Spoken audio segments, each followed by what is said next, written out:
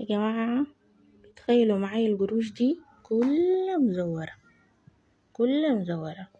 فكينا بنكك ادونا كاش، ادونا القروش دي كلها، جينا لقيناها مزورة. لما بقينا نمشي نشتري ان احنا انتبهنا انه القروش مزورة، الناس يعني عارفيننا في السوق، عارفين انه القروش دي مزورة. ده الفرق، دي الأصلية.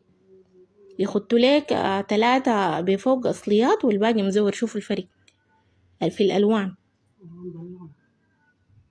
وأنا ما حخلي الزول، بلغنا عليه.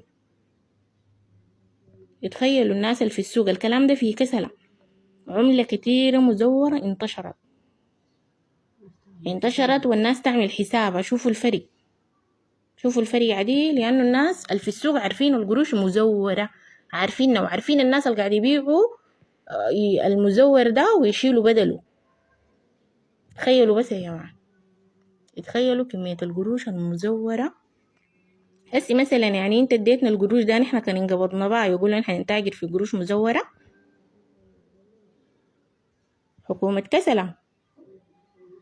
الموضوع ده ماشي لحاجة كبيرة.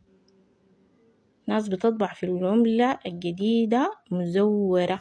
شوفوا الفرق بين العملة الجديدة والعملة المزورة. شوفوا العملة الجديدة ألوانها ذاتها. شوفوا المزورة